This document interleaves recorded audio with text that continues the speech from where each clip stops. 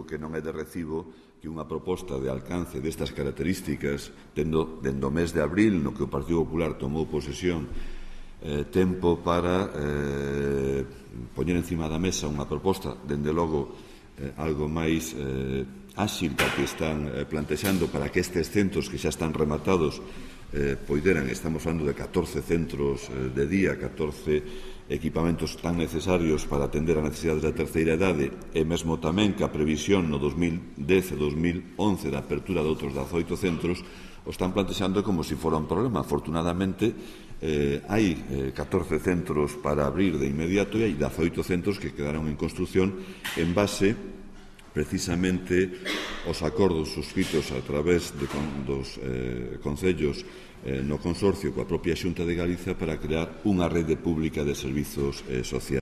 Contar cunha rede pública de servizos sociais, creemos que a única fórmula para garantir estos servicios que son absolutamente necesarios para dar resposta ás necesidades das persoas e xusto das persoas máis desfavorecidas, non? Desde logo, son a única posibilidade esta rede de servicios públicos para garantir que a autonomía persoal se poida dar en certas condicións mínimamente razonables e para evitar o abandono da xente excluída socialmente. Non estamos falando dunha cuestión menor, estamos falando dunha cuestión moi importante e claramente deficitario o apoio que, vamos a decir, durante anos e anos as administracións prestaron a este sector da población.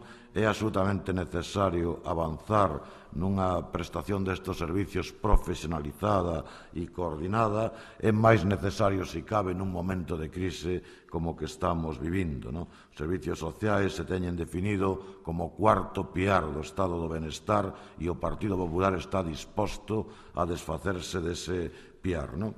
Polo tanto, nós seguimos creendo que esta fórmula vixente, a fórmula do consorcio, a única que pode garantir esa prestación de servicios e máis aínda se vemos como se poderían prestar sin esta fórmula estes servicios no ámbito rural. Que mo explique o Partido Popular.